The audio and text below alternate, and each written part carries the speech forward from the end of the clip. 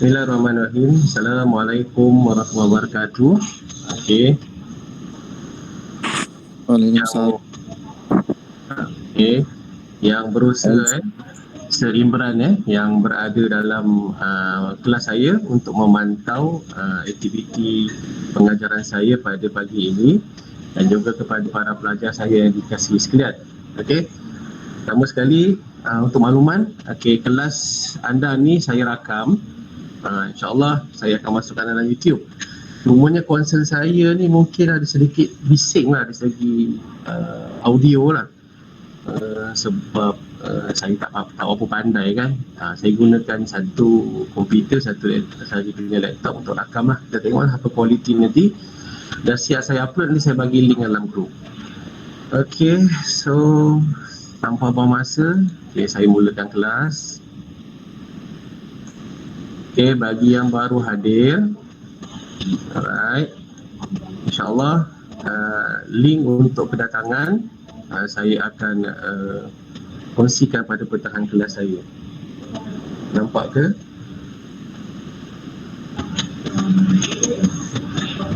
Nampak, sir. Nampak ke? Okey.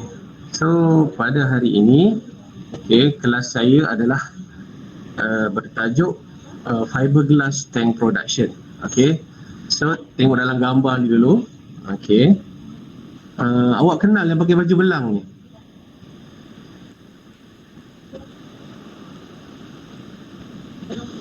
Awak kenal yang pakai baju hitam ni, yang tengah grind ni?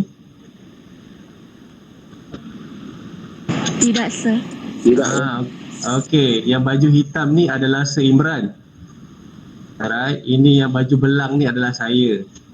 Okey, ini adalah peristiwa 10 tahun lepas, semasa kami training di ada lagi orang masuk ni. Saya pula. Okey. Alright.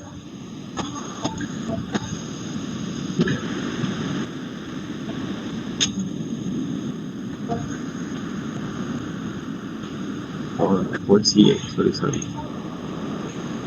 Susah juga. Iklan terkenali.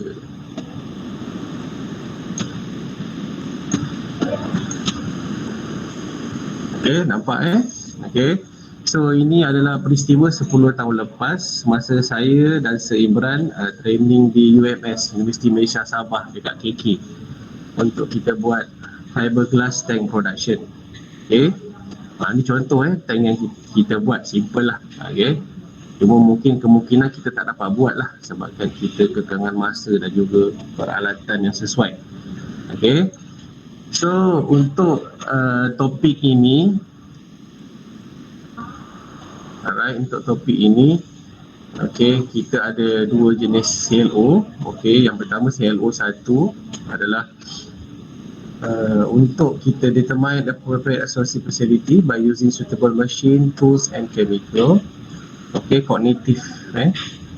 Yang kedua CLO2 adalah jenis psikomotor, adalah kata amali, organize the machine, tools, chemicals to maintain the aquaculture facilities.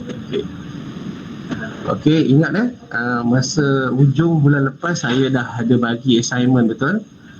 Saya nak dalam kumpulan kamu ada lebih kurang dalam 8 kumpulan, membuat satu video, dua video sebenarnya, satu video untuk glass tank aquarium lah, fabrication, dan yang kedua adalah berkaitan dengan fiberglass tank production. So saya dah tengok video kamu, bagus. Ada yang orang kata buat macam lebih kurang macam YouTubers. Contohnya kan, dia cerita muka dia, lepas tu kat sebelahnya cing dia keluar gambar, cing dia keluar gambar. Ada juga yang orang kata, saya faham lah sebab kita ada yang mungkin tak ada laptop, jadi dia ambil inisiatif, ambil handphone dia, lepas tu dia tengok video, cuma dia baca slide lah, okey lah. Daripada tak nampak mukanya, ada jugalah nampak mukanya. Mungkin ada yang orang kata yang ada laptop tu mungkin canggih sikit lah, dia punya cara editing video dia dan sebagainya. Saya rasa daripada video yang saya tengok kamu faham Cuma ada sedikit orang kata ada salah info sikit. Jadi untuk hari ini, disebabkan kamu dah cari maklumat, kamu pun dah mungkin ada sedikit gambaran tentang macam mana nak buat benda ni. So untuk pihak saya, dalam kaedah pembelajaran OBE, Outcome Based Education, dia adalah berpaksikan pelajar. Jadi pelajar ni sebelum kelas dia dah tahu dulu dah. Maksudnya dia punya pengetahuan tentang apa yang kita akan belajar. Tugas saya adalah untuk sebagai mentor, yang memana menerangkan, awak dah cari maklumat ni betul, tapi kita kena sesuaikan dengan macam ni. Jadi saya ni adalah membantu menerangkan, ilmu awak ni, awak kena tambah baik kat sini, tambah baik dekat sini. Tugas saya. Sebab ilmu sekarang ni awak boleh dapat dekat internet, dekat YouTube, tak ada masalah. Cuma tugas saya ni adalah sebagai memberitahu, ini ilmu awak ni betul, tapi ikut keadaan. Yang macam ni, macam ni. So saya akan menerangkan mana yang sesuai dengan keadaan sekarang. Alright.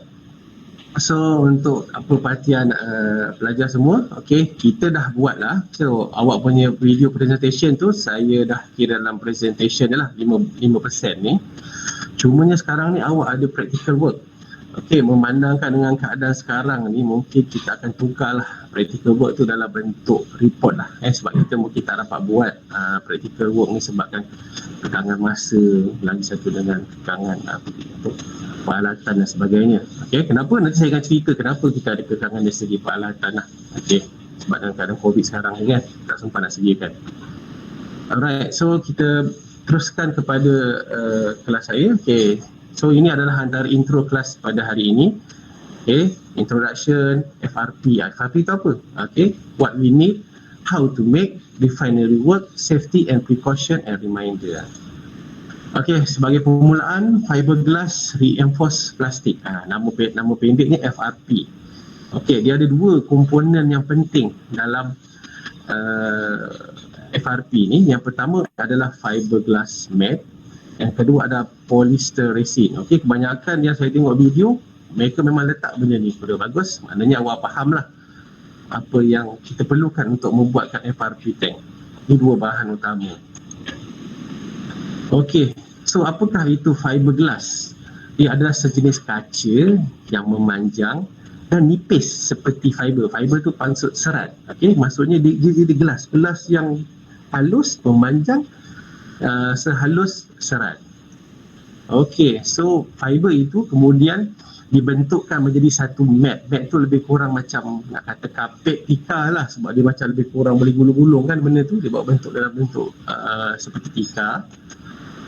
So fiberglass mat ni adalah dia banyak dia jenis, dia punya density dan juga jenis. Pelbagai jenis. Kenapa kita kena buat FRP tank ni? Kenapa? Yang pertama sekali, kenapa dia adalah low cost. Untuk menghasilkan 200 liter tank, kos hanya RM85. Bayangkan kalau kita beli tank HDPE plastik tu, kalau saya punya skipper lah dulu lah, lebih kurang 5 ke tahun lepas, 1 tan tu lebih kurang 1,000. Kalau kira ni 1 tan tu lebih kurang 1,000 liter.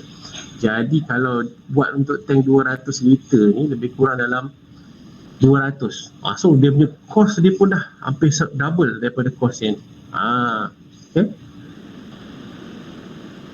Dan juga yang paling penting, kita boleh design apa yang kita nak. Maksudnya bila kita boleh buat, kita gunakan FRP ni, kita boleh ikut bentuk yang kita nak. Apa saiz yang kita nak, lepas tu apa dia punya isi padu yang kita nak dalam tangki tu. Kalau yang tu kita beli, kita ikutlah apa orang tu buat. Tapi bila kita buat sendiri ni, kita boleh buat apa jenis, apa besar, petak ke bulat ke, apa jenis tangki, dia punya isi padu yang kita nak. So apakah peralatan yang kita perlukan? Ada 6. Yang pertama mold, yang kedua wax, fiberglass mat, polyester resin, hardener dan juga pigment. So ada juga yang mention benda ni, ada juga ada tambah baik benda lain lah. Tapi ini benda yang asas yang kami belajar dululah, berguru dengan guru kami di UMS. So apakah yang dikatakan mold? Mold tu adalah orang kata dalam bahasa Melayu acuan. Ini acuan Okey, so dia tak kisah apa-apa jenis pun, tetapi lebih sesuai adalah jenis plastik, jenis permukaan yang licin, yang jenis lebih kurang kalau dapat yang elok sikit jenis yang permukaannya besi. Okey, kalau macam ni contohnya ni muat plastik lah, okey, untuk kita buat tank petak. Okey, yang kedua, barang yang kita perlukan adalah wax. Apakah fungsi wax ni? Okey, wax ni adalah untuk kita memudahkan proses menanggalkan tank tu daripada mold tadi, acuan tadi tu. Okey, ni wax, ada wax Okey, yang ketiga, okey, inilah bahan utama. Inilah orang kata istilah bahasa Melayunya tikar gentian kaca. Okey, dia ada dinding kepada tank. Okey, kita tak boleh nak buat FRP tanpa fiberglass mat. Ini memang bahan utama. Okey, kalau tak ada benda ni takkan jadilah fiberglass tu. Okey, yang keempat, okey, ini bahan utamanya. Okey, polyester resin. Okey, sebagai gam untuk melekatkan fiberglass mat tadi tu, gentian kaca. Okey, hardener ni apa? Hardener ni adalah untuk mencepatkan proses pengiraan resin tadi. Resin tadi kan yang kita guna untuk sapu, roll, untuk kita lekatkan fiberglass mat.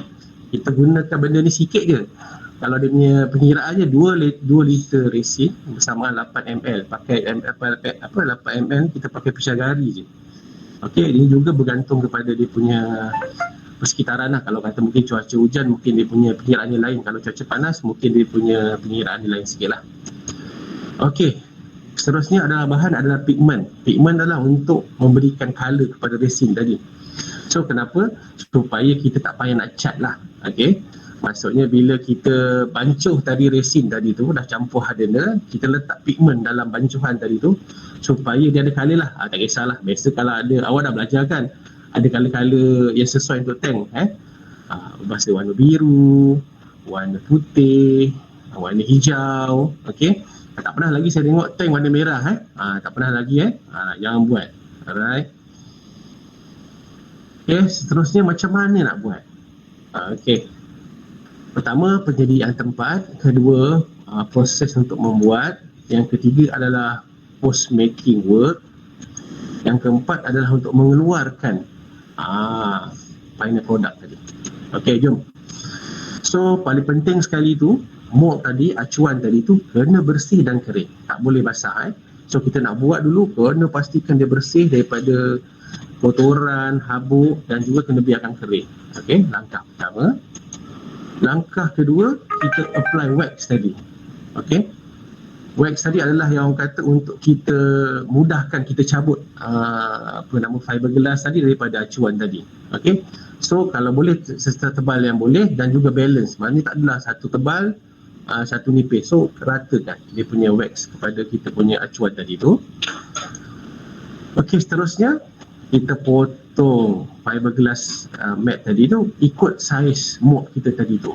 Penting kena ukur dulu lah, ukur sesuai, potong. Ada setengah tu potong ikut ni, ada setengah tu kalau orang kata ada yang part kecil-kecil, kena potong kecil-kecil. Alright. Okey, yang keempat macam mana? Okey, letakkan fiberglass tadi tu ke atas acuan tadi. Lepas tu sapu dengan resin tadi. Resin yang kita dah bancuh, letak hardener dengan letak dia punya pigment tadi, colour tadi lah. Okey. Kemudian kita letak fiberglass tu elok-elok. Kita letak resin. Biasa kita pakai resin ni, kita kena pakai roller lah. Roller macam cat macam tu, supaya dia melekat. Lepas tu pastikan tak ada bubble. Ini bukan air, bubble. Bubble dalam kita punya fiberglass tadi. Kemudian kita letak dia punya resin tu balance lah. Okey, dia punya tak adalah orang kata terlalu pekat, tak adalah terlalu nipis. Alright. Okey, ni bila kita dah sapu letak warna hijau dekat bahagian tadi, so adalah rupa colournya warna hijau. Okey, inilah bila kita dah sapu resin elok-elok, okey, jadilah bentuk macam ni. Apakah proses seterusnya? Okey, bila tadi kita dah sapu tadi tu, kita kena biarkan kering semalaman, seelok-eloknya 12 jam ke 24 jam. Okey. Lepas tu kita basuhlah peralatan tadi dengan biasalah dengan aseton thinner, sebab benda tu cat kan. Basuh tangan dengan thinner. Okey, lepas tu simpan semua peralatan elok-elok. Okey, kemudian selepas tempoh 12 hingga 24 jam tadi, okey, kita gunakan air. Okey, kenapa? Tadi kita gunakan acuan plastik tadi kan. So antara ruang okey, tengok ni orang ni letakkan paip antara ruang acuan dengan tu, kita masukkan air. So bila ada air masuk dekat ruang tu, dia akan terangkat. Tengok macam ni. Dia akan keluar daripada acuan tu. Kalau tak, memang sampai sudahlah awak tak pakai air, memang tak akan dapatnya. Kalau awak paksa, pecah. So paling orang kata basic kita nak buat adalah gunakan water pressure untuk masukkan air di celah acuan dan juga fiberglass tadi. Okey, ini pula cara nak buat tank bulat. Kejap saya stop sharing sekejap. Saya dengar masih lagi ada orang yang nak masuk, kesian pula. Okey, saya daripada tadi lah, saya suppose masuk lambat. Apa nak jadilah.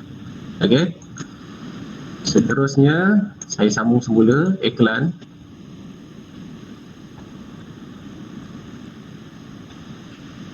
Okey, nampak ke guys? Hello. Nampak. Okey, tengok saya. Boring kan cakap seorang-seorang kan? Kalau kat depan muka tu nampak juga kau apa benda aku cakap ni. Tak apalah. Inilah orang kata bahana online. Okey. So saya teruskan macam mana nak buat tank bulat pula. Dia lebih kurang sama juga cara kaedah untuk buat tangki. Tadi saya tunjuk adalah nak buat fiberglass tangki petak, yang ni tangki bulat. Okey, tetapi dia tidak menggunakan acuan. Cumanya dia kena buat yang bulat ni je dulu. Pertama sekali awak kena buat bentuk bulat dulu. Okey, besar mana awak nak buat bulat ni? Okey, yang bawa bulat ni awak gunakan satu bekas bulat. Jadi yang plastik ke apa ke, awak biasanya kalau ini ada setengah tu dia alas dengan tika yang boleh tu, jadi dia buat bentuk bulat tu. Awak letakkan fiberglass tu kat situ, lepas tu awak sapu dengan resin. Okey. Kemudian yang ini adalah part yang kami buat lah masa di Sabah tu untuk dia buat dinding tepi ni. Okey. So yang meja yang disalut dengan tika ni adalah tempat yang kami untuk buat dinding dia tadi. Tadi kita dah buat dia punya bulat dulu. Foundation dekat bawah tu bulat tu pakai satu kita bulat sisa susun fiberglass mat tadi dekat atas bulat tu. Bulat ini dinding dia. Metod dia sama juga. Sebelum kita letakkan fiberglass mat tu, kita kena letak wax dulu supaya mudahkan kita nak tanggal. Lepas tu bila dah letak wax tu, baru kita letak fiberglass. Lepas tu kita baru sapu dengan resin lah. Okey. So bila macam ni kan, nampak kan dia punya acuan je kan, bila dia punya hasilnya ada belang-belang, dia ikut pada dia punya bentuk dia punya, ini bukan acuan ni, dia meja ni lah. Okay. So bila kita dah siap kering lepas 12 jam hingga 24 jam, kita bentukkan dia. So dekat tepi sini kita pakai istilahnya bukan paku, panggil rivet, R-I-V-E-T. Jadi sejenis macam tu, dia akan lekatkan antara dua tu menjadi bentuk bulat. Okay. So ini hasilnya. Alright, nampak diikat pakai rivet tu kat sini. So tadi yang buat bentuk bulat tadi, tak kisahlah, nampak dia benda tu kan besar. So kita tak ada acuan, jadi kita agak-agak lah lebih kurang besar macam ni kan. Okay, buat. Okay. Bila kita dah bentuk, lebih kurang macam ni atau lebih, tak ada masalah. Okay. Bila dah buat macam ni, proses seterusnya kita guntingkan fiberglass mat tadi tu kepada kepingan-kepingan kecil. Untuk apa? Alright, untuk kita ni tadi kan yang bulat tadi, yang dekat bawah. Okay, yang dekat atas tadi tu dia punya dinding. Okay, kita nak lekatkan di antara dinding dan juga tapak bawah tadi supaya kita boleh supaya air tak keluar lah daripada sistem sini. Nampak tak? Okay, so ada juga saya tengok contoh banyakkannya awak buat video hari tu, kebanyakannya awak guna tangki bulat. Okay, tapi tangki petak. Tapi ini saya tunjukkan macam mana nak buat tangki bulat. Sebab macam mula-mula tadi, kenapa kita buat fiberglass?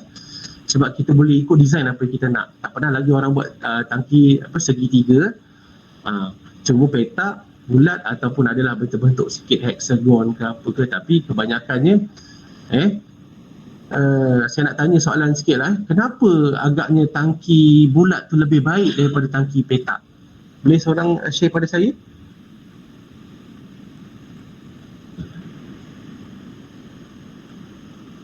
Wakil daripada kelas 5A, Firdaus Nashri. Hello. Firdaus Nashri. Adakah kamu di sana? Atau kamu sambung tidur? Okey. Nur Safiah Abdul Ghafar. Petak berpenjuru. Okey. Kenapa ada penjuru tu tak bagus? Safiah.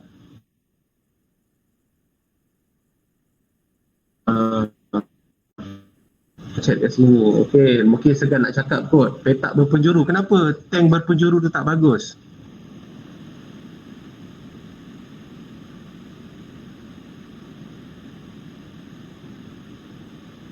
Orang je.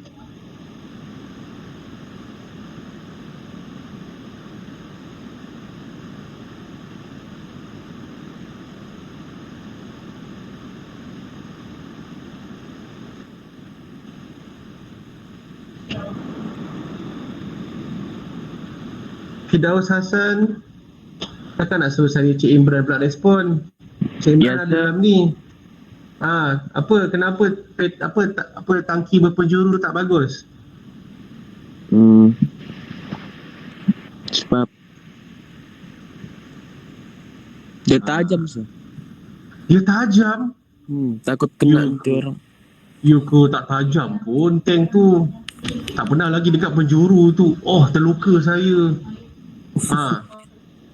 Okey, dia macam betul tapi tak berapa tepat. Siapa boleh bantu kawan kamu?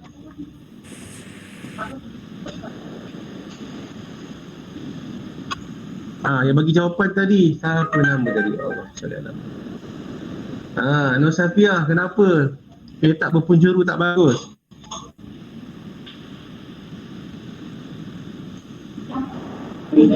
Kalau tak boleh respon, boleh tulis kat situ, boleh type. Kenapa? Kalau segan, suara ngantuk, nampak sangat tak mandi kan? Kenapa guys?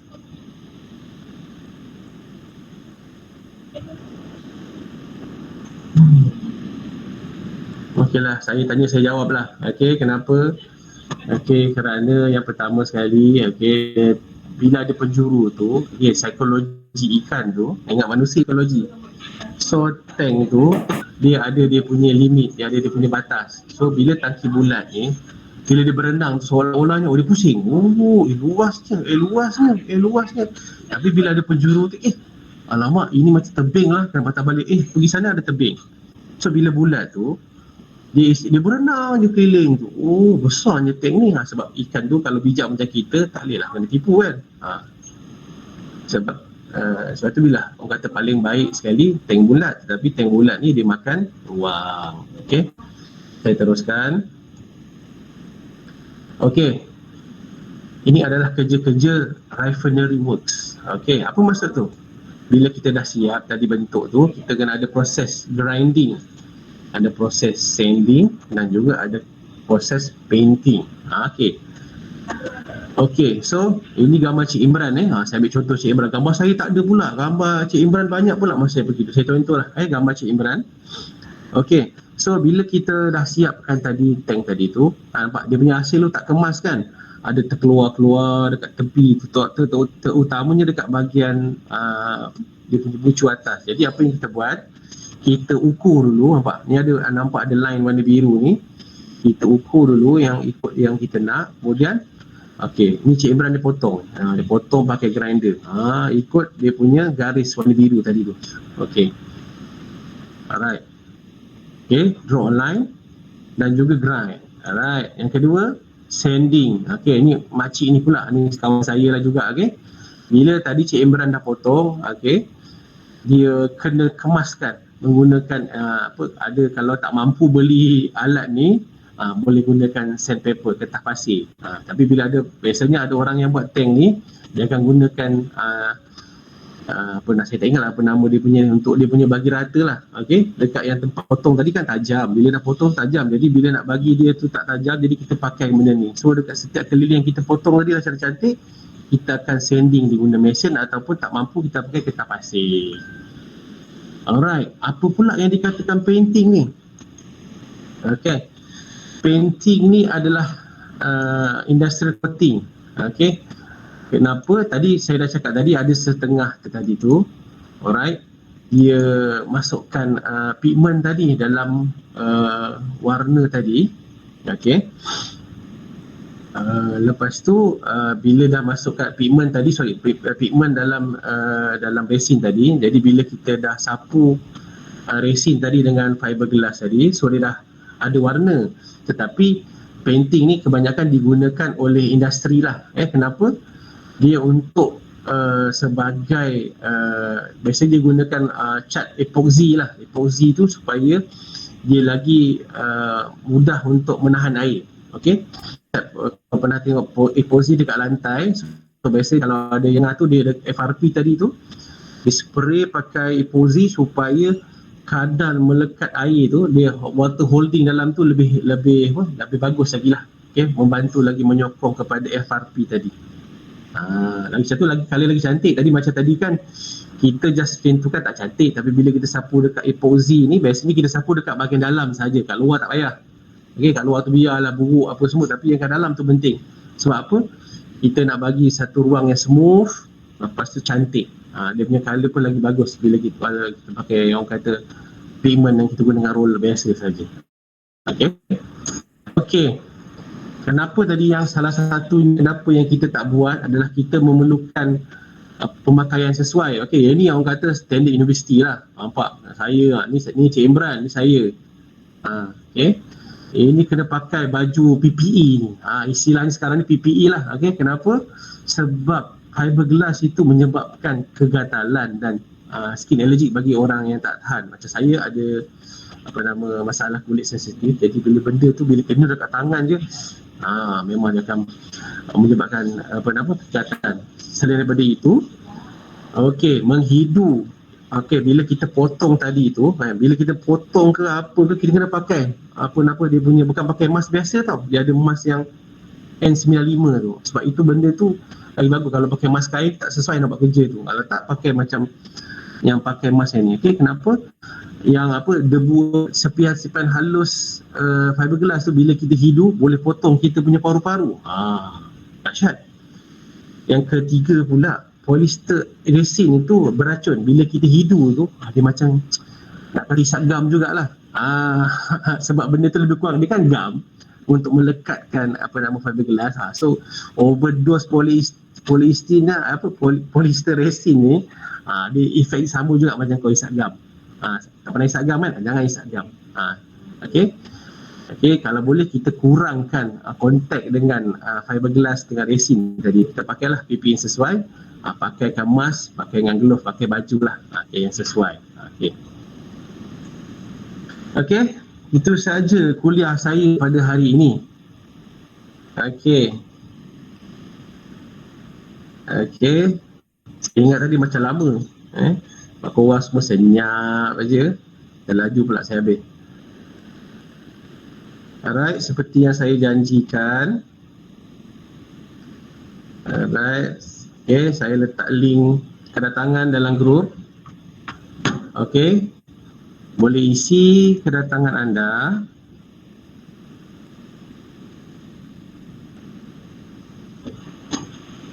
Saya bagi tempoh lebih kurang 10 minit. Alright? Kejap je lah, supaya nanti bukan apa, tiba-tiba nanti bau hujung-hujung lagi nak isi. Ada apa-apa soalan nak tanya ke?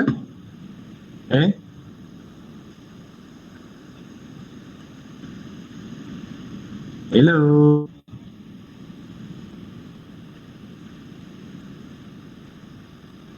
Tak ada, sir. Tak ada, sir. Tapi terima kasih Safia, sungguh pun suara awak tu mengantuk. Tapi terima kasihlah kerana respon kepada saya punya pertanyaan dan soalan ya. Right. So saya dah tengok yang link dah bagi tu, saya kira-kira ada lebih kurang 13 video sahaja. Saya kira-kira awak ada 8 grup, ada 3 lagi video yang saya tak dapat. Okey, saya belum compile lagi. InsyaAllah hari ini saya akan compile.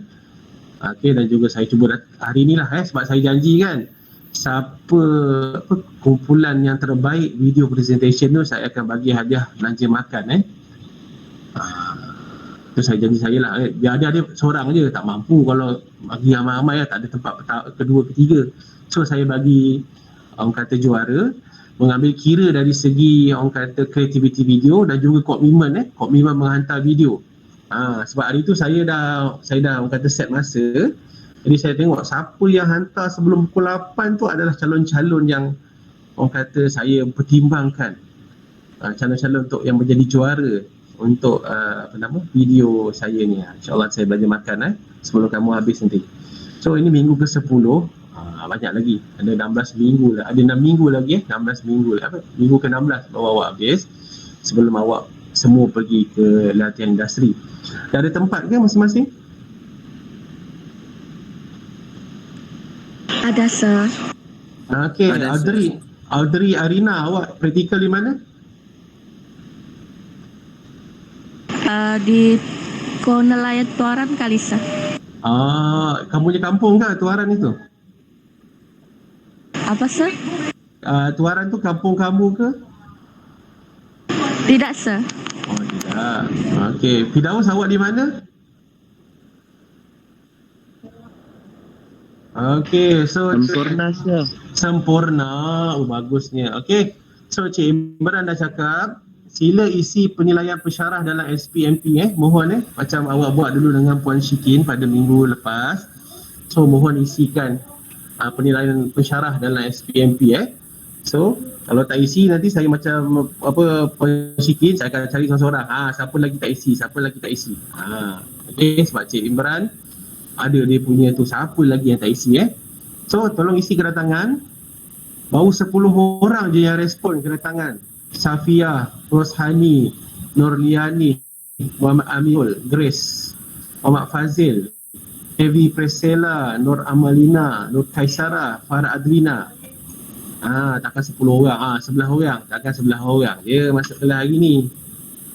13. Okey. Cepat-cepat. So kelas ni tak payah lama-lama. Awak bukan nak dengar pun saya cakap. Kecil hati saya. Kalau kelas semuka tu macam-macam saya suruh buat. Tapi bila online ni saya faham.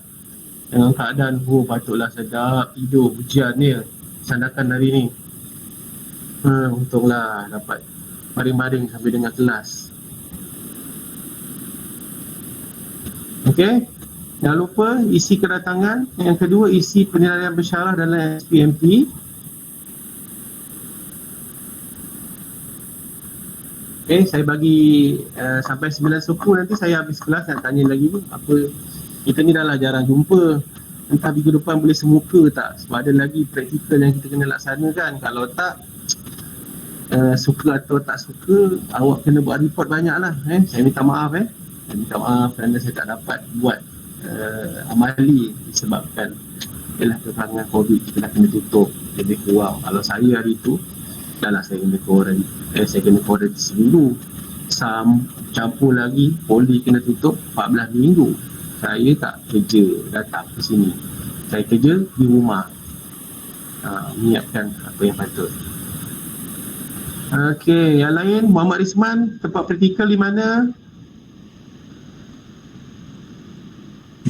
Ya, sama-sama dengan saya sir.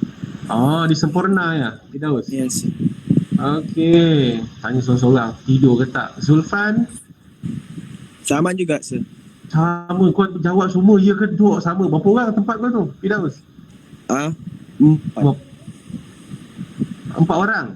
Ya, saya, Rezan, Zulfan dengan Kuala Mudang ke? CP? di Sempurna ya sir. CP, bagus CP tu sebab anak murid saya sama anak murid saya tu sama anak murid dengan Syed Imran lah masa kami mula-mula berkhidmat di Polis Komuniti Tampin. Ada seorang tu sampai sekarang namanya Allah Salli ala apa nama ni? Dah lupa pula nama ni. Pelajar saya lelaki, orang Johor. Sampai sekarang dia DCP di Johor. Lepas sebelum dia lepas dia grad tu, dia praktikal situ, dapat semua terus sampai sekarang lebih kurang 2013 masuk tahun ke-7 dia kerja kat CP. Berbekalkan sijil saja. Dia kerja CP dekat Desaru. Gajinya saya tanya sekarang 3,000. Itu 2 tahun lepas saya tanya. Oh, kami baru hantar resume. So saya cakap yang bagusnya CP itu adalah syarikat yang besar. So dia ada syarikat daripada Thailand. So memang kalau kat Thailand tu CP tu orang kata 3 yang terbesar industri dekat Thailand. So sebab dia kaya, tanah tak ada, so dia invest kat Malaysia. Malaysia dia ada bagi dekat Semenanjung pun dia invest, dekat Sabah pun invest. So PC company tu besar tau. Sekarang ni CP tu dia dah ambil alih pasaraya Tesco. Dekat Sabah ni ada Tesco tak? Saya rasa tak ada. Dekat Semenanjung tu banyak bersepah Tesco. CP tu dah ambil alih lah pasaraya Tesco tu dekat Semenanjung.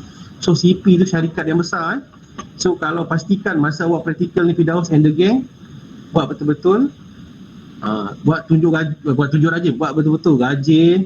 So memang dia ambil awak kerja. Awak nanti bila dah perform nanti, dia akan hantar awak pergi, macam anak budak saya tu, dia hantar pergi training dekat Thailand, pergi dekat CP punya HQ dekat Bangkok. So macam korang yang dapat pergi CP tu, orang kata buat elok-elok, perform. So nanti CP tu awak punya perjalanan kerja tu, mantap. Okay, yang lain tu teruskan buat yang betul-betul tempat praktikal, ada rezeki, itu kerja dekat tempat praktikal saya, dekat tempat praktikal. So masih lagi 27 orang yang respon daripada 28. Okay, so ada 2 minit lagi sebelum saya tutup kelas saya dan juga tutup kedatangan hari ini. Jangan lupa isi penilaian SPMP dalam penilaian pesyarah dalam SPMP. Okay, ada lebih kurang 2 minit lagi.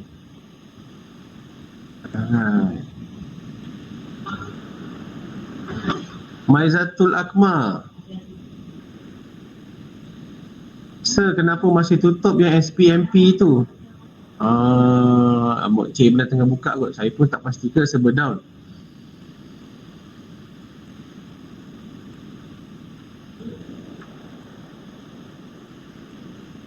Rasa sebab Cik Ibran dah setting dah tu. Saya rasa ada tu. Sekejap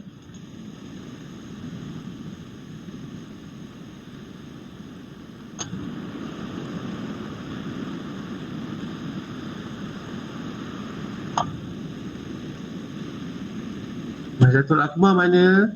Ada ke tak ada? Tidur ke? Ada, Sir. Kamu praktikal di mana? Tak tahu lagi, Sir. Tak tahu lagi. Kamu orang Sabah ya? Ya, Sir. Okay. Carilah tempat yang kalau kata susah sangat lah. Saya tak tahulah dekat sini boleh tak praktikal dekat kedai akuarium. Tapi kalau dekat Semenanjung tu, kalau pelajar saya sijil tu, boleh je praktikal dekat kedai akuarium kalau diorang nak lah. Paling mudah sekali kedai akuarium lah. Awak belajar juga tentang ornamental fish. Ada juga saya hantar pelajar saya dekat farm lah. Ada juga yang saya hantar dekat kedai akuarium.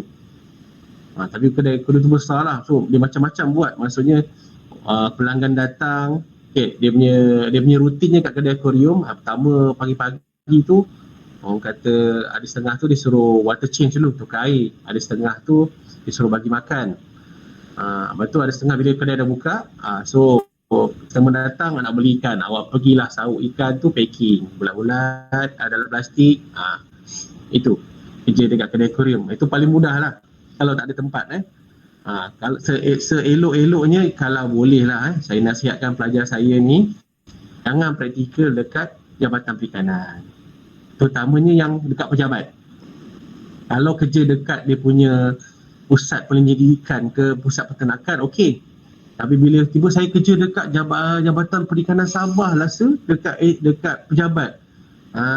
Itu kerja awak pergi photostat, pergi buat dokumen, tak ada benda awak belajar. Tapi kalau awak pergi dekat pusat penyelidikan dekat Sabah, saya tak pastilah. Saya tak familiar dengan Sabah ni macam mana.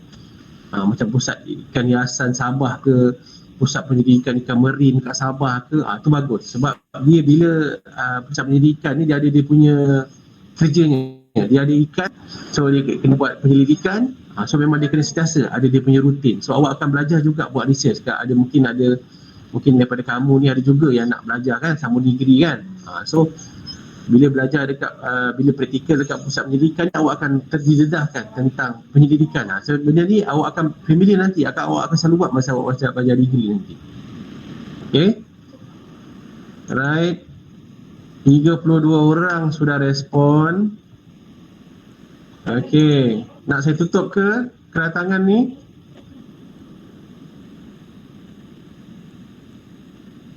Okey, mohon respon di ruang chat.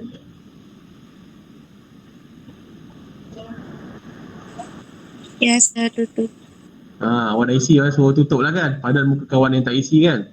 Jangan macam tu Okey. So saya nak tanya, ada yang dah balik daripada pusat kuarantin ke yang positif tu? Dah sir. Sudah balik ke? Sudah. Yes sir, sudah balik. Sihat ke kawan-kawan kamu tu? Sihat juga sir. So ada after effect tak daripada COVID tu? Rasa macam badan tu tak kuat ke, rasa macam susah nak bernafas ke? Mungkin dia dah negatif daripada COVID, tapi mungkin pasca ada kesan ke kawan-kawan kamu tu? Kalau tanya kawan saya yang ada kena tu, masih lagi dia rasa macam orang kata lemah badan tu, bernafas pun sukar juga kan, sebab dia ada kesan-kesan jangka panjang lah. Okey, 36 dah respon. Maka dengan ini pada pukul 9 salah, jam saya yang ni cepat. Okey, seminit lagi, sorry. Jam yang betul ikut jam dekat laptop ni, dekat ni 9.18, saya ikut jam kat handphone saya lah. Okey, sudah masuk 9 suku. Okey, saya tutup tidak menerima lagi respon kedatangan. Okey, terima kasih kerana studi dengar kelas saya. Saya memang tak suka buat kelas teori lama-lama, sama jugalah rasa rakan-rakan pensyarah lain pun tak suka juga, sebab benda ni kita kalau boleh action is better than words. Okay, tapi masalahnya sekarang ni dengan keadaan COVID dan juga ni kita tak dapat perform banyaklah dari segi amali. Okay, terima kasih kerana sudi dengar kelas saya. Siapa pula baru masuk, sian je. Okay, terima kasih kerana dengar, sudi hadir pada kelas saya. So saya tengok Puan Syiki pun dah hantar submission. So pada masa yang lapang ni, siapkanlah awak punya tugasan. So kena prepare lah supaya awak ni kemungkinan mungkin tak dapat semuka, mungkin. So kita prepare mungkin tak dapat. Jadi mungkin awak akan ada banyak assignment. Jangan buat last minute Jangan buat last minute. Bila tiba, ni baru subjek yang saya, subjek lagi orang lain, awak ada banyak subjek tiba-tiba bagi bertimbul last minute, awak stres. Nanti ada setengah dulu kan viral dalam ni pensyarah ni tak faham kita ni. Bukan tak faham, awak sendiri yang tak pandai manage. So ada masa lapang ni, siapkan assignment awal-awal. Jangan tunggu last minute. Okay sir, baik sir. Okay, so okay, so jangan stres-stres, hidup ni sentiasa ceria. Okay, bila boring pergi main Mobile Legend, pergi push rank, pergi tengok YouTube, sekejap je. Dia fokus, biasa manusia ni fokus 2 jam je. Lepas 2 jam tu pergilah rehat. Pergi main game kejap, pergi jumpa kawan-kawan, lepas tu sambung balik kerja.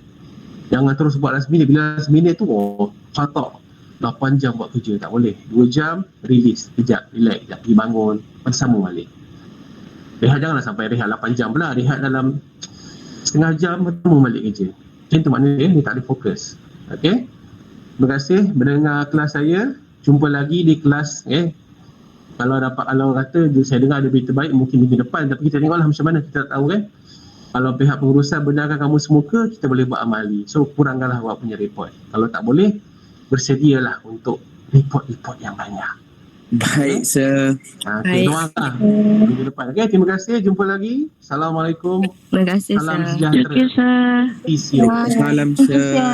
Thank you. Waalaikumsalam. Thank you, sir. Ah. Okay, sir.